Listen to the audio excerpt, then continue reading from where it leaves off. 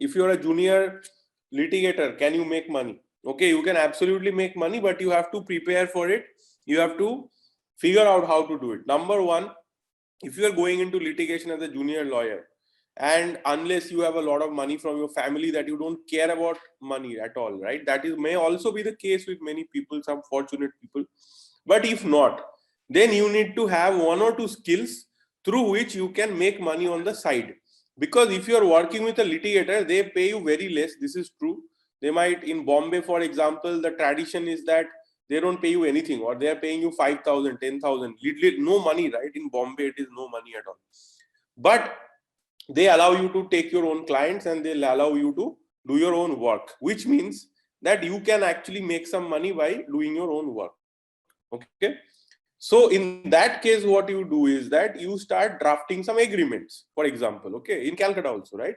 You can draft some agreements. Okay, so you learn how to draft agreements and you draft agreements alongside. Okay, so you can charge 5,000, 6,000, 10,000 for drafting an agreement.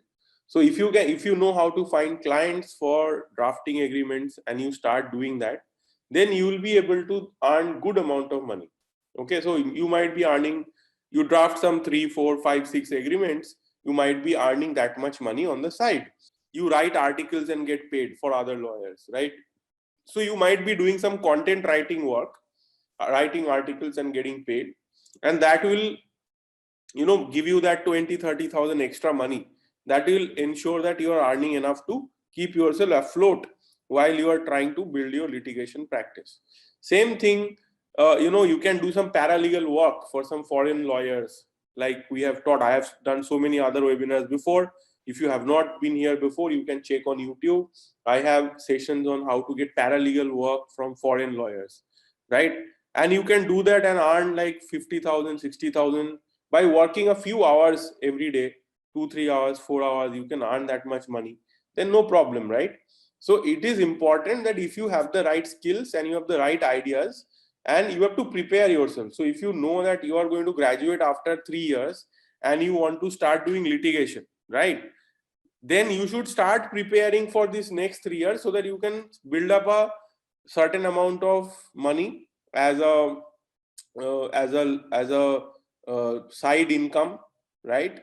So that when you start litigation, you will be working very hard, sure, but you'll set aside that 2-3 hour a day to earn some extra money, right? So it is possible to fund yourself this way. And this is what I did when I was starting my startup also, because at least in litigation there is somebody to pay you. When I started my company back in 2012, okay, so I had my last salary paycheck was there in my account, and it was enough to sustain myself for 3 months, and then I didn't know what will I do. There was no more money. So what did I do? I wrote some articles, right? I was writing articles. I was getting paid 4-5 thousand per article. Then I was doing some like that, drafting some agreements and stuff like that, giving some advice. So that paid my bills. Earning 20-30,000 rupees a month was possible, and that allowed me to get that confidence to continue work on my startup for a long time.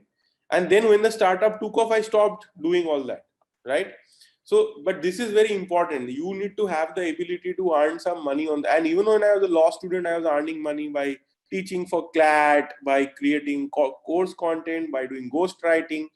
So you can also do many of these things to earn some money on the side. Because if you're really if you need 50-60,000 per month, it is not so difficult to earn that much money.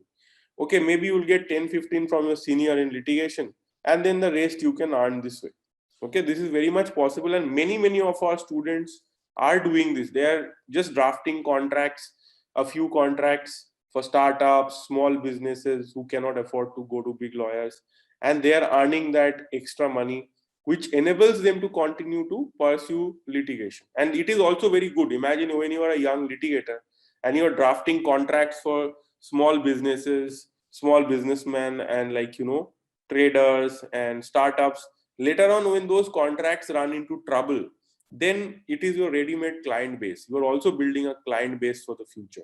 So it is excellent. Okay. if you are doing litigation and you are able to bring clients, if you have very good business development strategies, okay, so that you are able to help your senior to get more clients. Maybe you are helping your senior to run a YouTube channel or write articles and publish, or network, organizing webinars. I don't know, there are many business development strategies.